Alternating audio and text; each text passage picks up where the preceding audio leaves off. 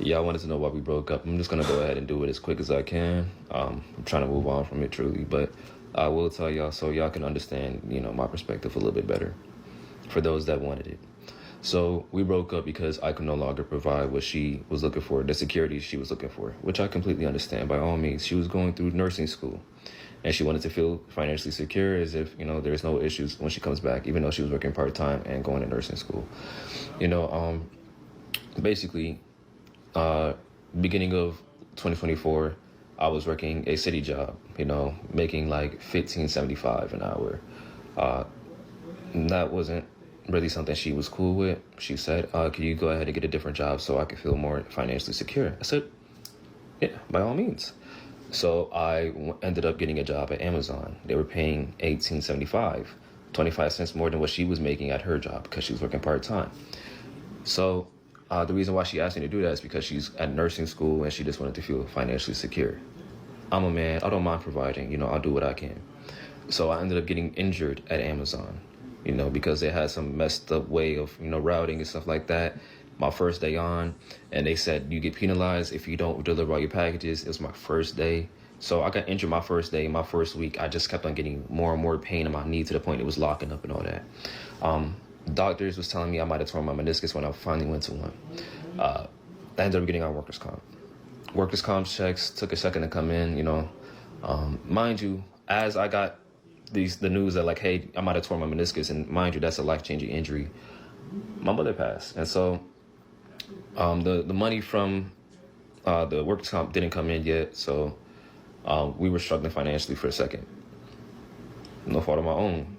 Still, I was at Amazon. They wasn't trying to follow the little doctor's note for like, hey, reduce weight. And so my doctor said, go ahead and just stay out.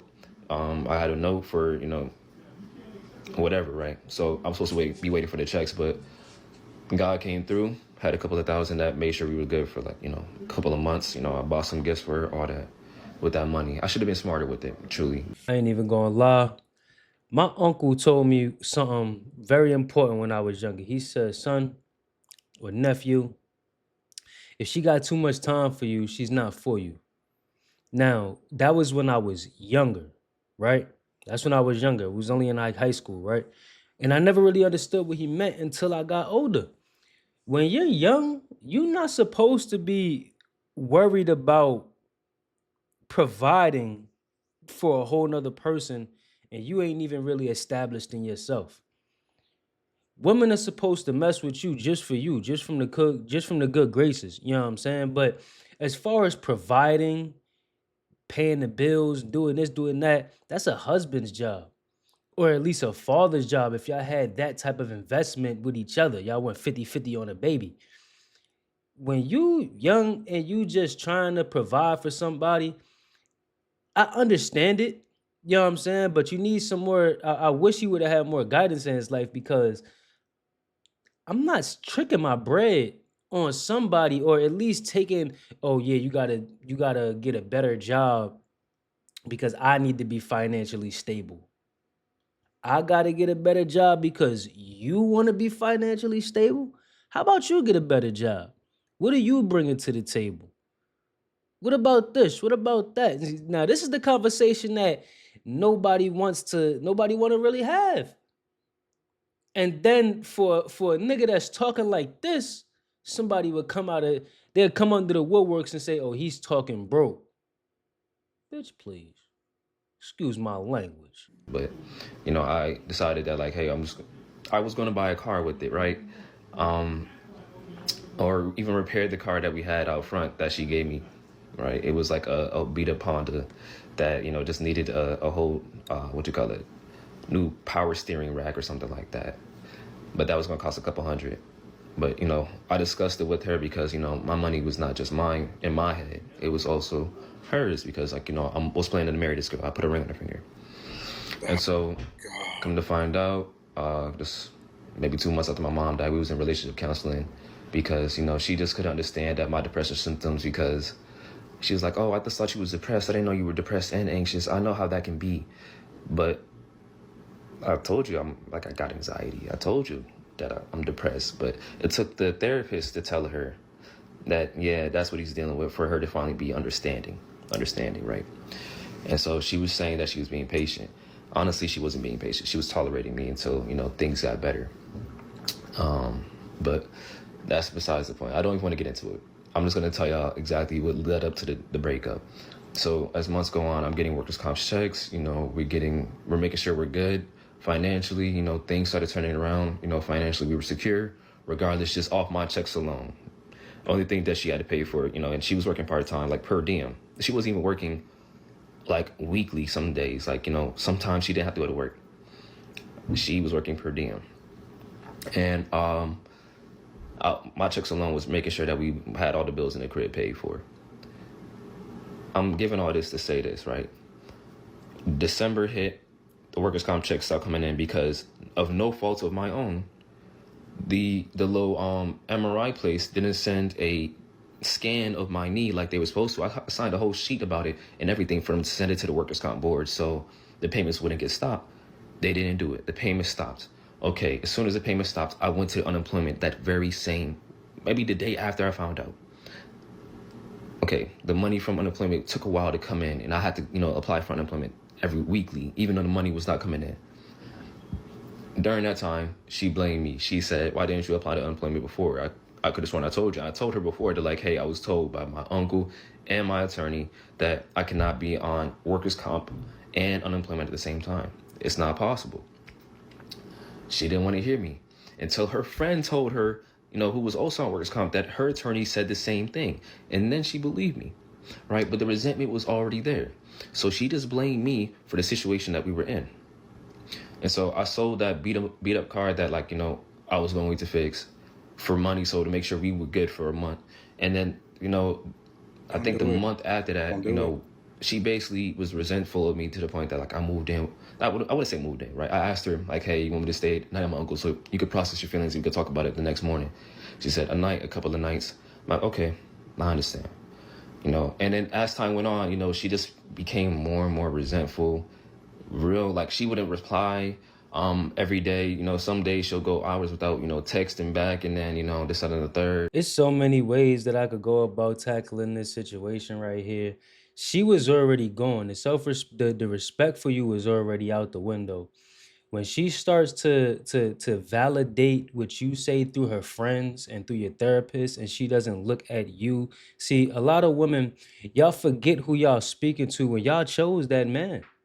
You chose this man to be your quote unquote leader, right? And I say that because you wasn't about to let him lead in the first place. You was with him because it was beneficial for you in a certain aspect. And as soon as it stopped benefiting you, that's when the love becomes conditional, right? Now it's like, oh, you're not satisfying me no more. I'm gonna go try to find somewhere else.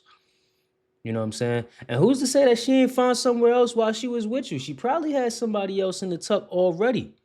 You saying that she's taking long to reply and she's pushing you aside for this and pushing you aside for that and only validating your feelings when it comes from a source that's familiar with her. That's crazy. That's crazy. See, that's what I mean. Like, a lot of men is out here still focused on providing for the person that's only willing to tolerate them until something better comes along. I was a victim of that myself. You know what I'm saying?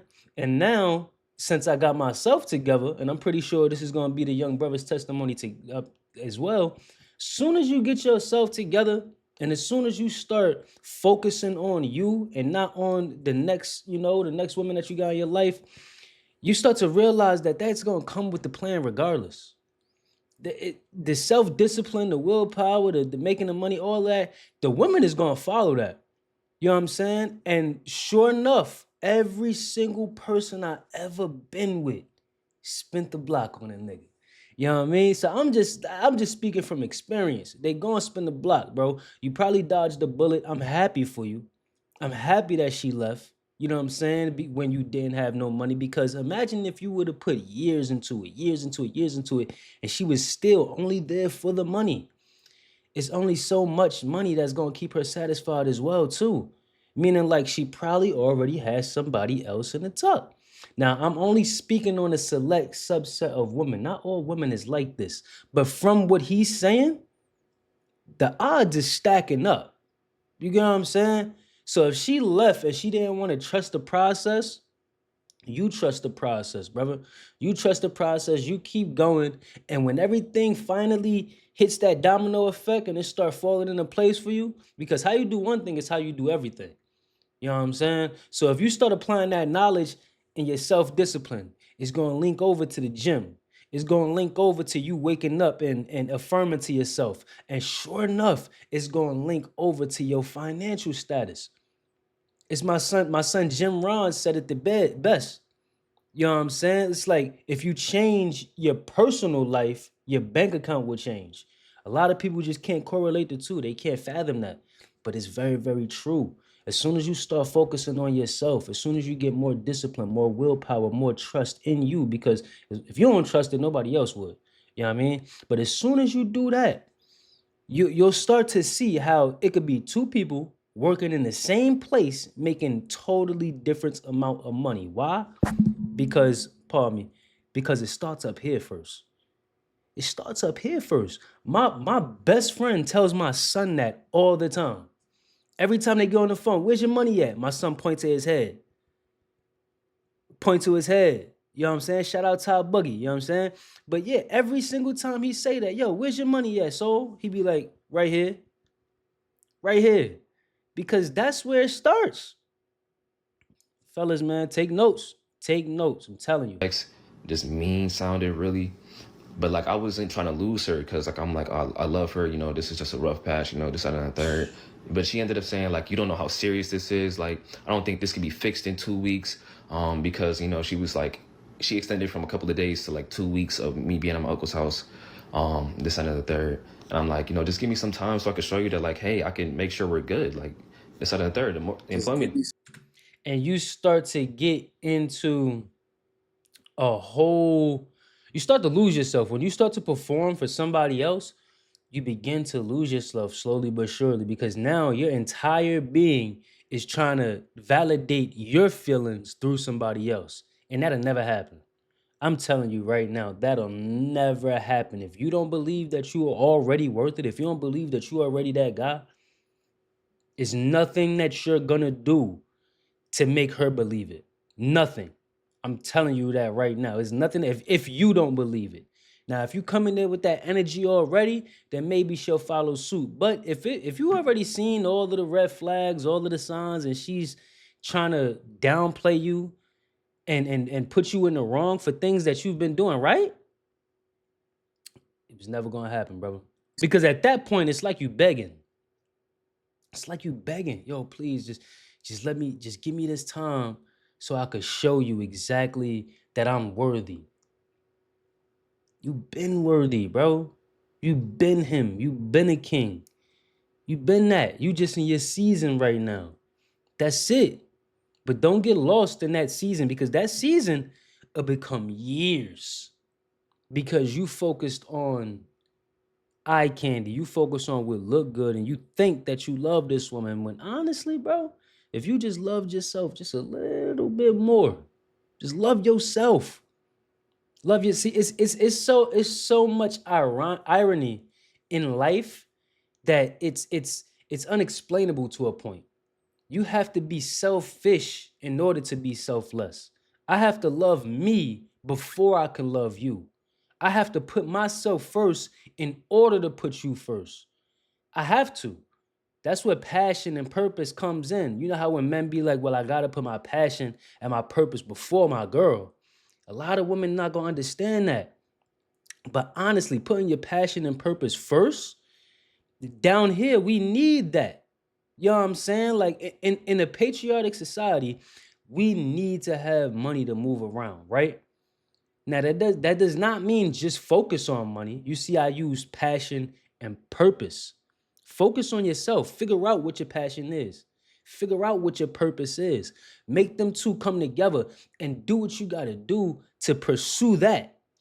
And usually you find God in that, because we're given our gift is our passion. You know what I'm saying? You get your gift and you gotta share it to the world. So it's another jewel. If you do what you love to do, you'll never have to work a day in your life. That's finding your work in your passion, in your purpose. You know what I'm saying? Whether it be YouTube, whether it be rapping, whether it be having a 9 to 5. You know what I'm saying? However you gonna get it, you gotta make sure that you believe it first. Because if you just out here begging women, telling you right now, bruh, you only gonna get so far. And the far you gonna get, like the further you gonna get, you gonna see that it's just gonna bring more drama down the line. Because if you would have put a ring on her finger, went 50 on the baby, and she was only there for the money, I'm glad you dodged that bullet, brother. Money didn't come in, right? It wasn't until the employment money did come in, and I sent the bread to her, so make sure that the house was good. That she started being a little bit nicer and stuff like that. Hold the fuck up. Hold up. Hold up. You sent her your bread? You yo, you sent her your bread that you was waiting for.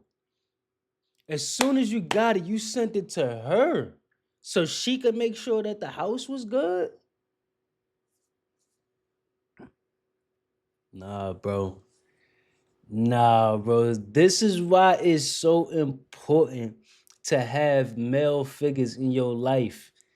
Men and women, this is why it's so important to have that male figure in your life, because if you grow up without knowing the game, you're going to get game ran on you. That's it. That's it. Men use women, women use men. I'm sorry. That's just what it is. And it's okay to be used. Just don't misuse me. Don't misuse me and I won't misuse you. We going to be good. You know what I mean? But that's crazy. You waited all of that time to get that unemployment bread, and the first thing you do, you going to send it to shorty? After all of that mistreatment that she's been giving you? And then you hear what he said, right? Now she going to start now she started to be a little bit more nicer. Bro, if this is not some of my life story, I don't know what is. You send a chick some bread, now she, oh yeah, I mean, that was the only time you and that. I wish a nigga would. I'm from the wish a nigga was. Yo, man, it's not happening.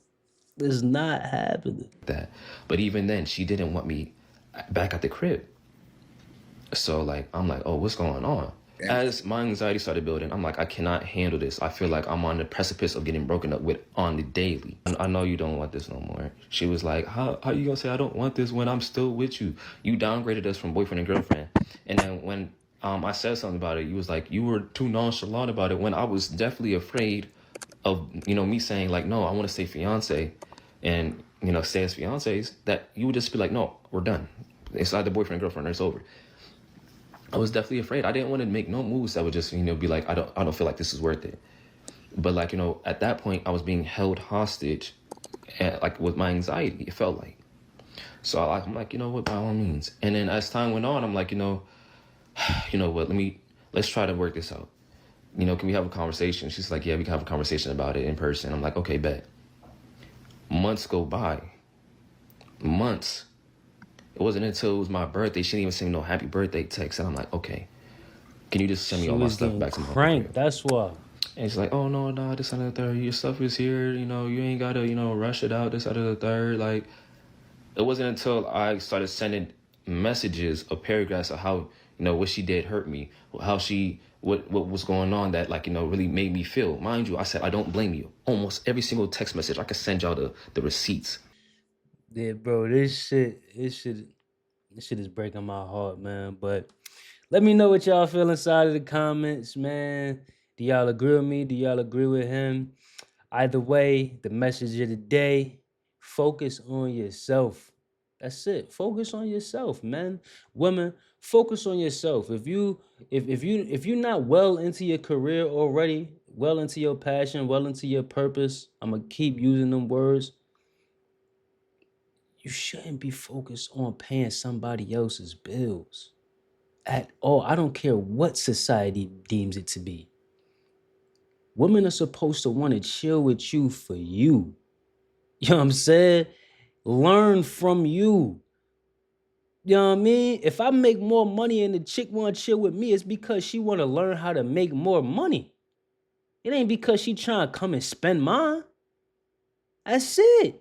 Unless you my main squeeze, and I'm putting you on that pedestal like that, no, it's not happening. The only thing I owe something to is my son. And that's a fact. But anyway, put it in the comments, man. Let me know what y'all think. Y'all already know what it is, man. Wabbledy dabbledy. It costs nothing to show love. I'm gonna see y'all in the next video, man.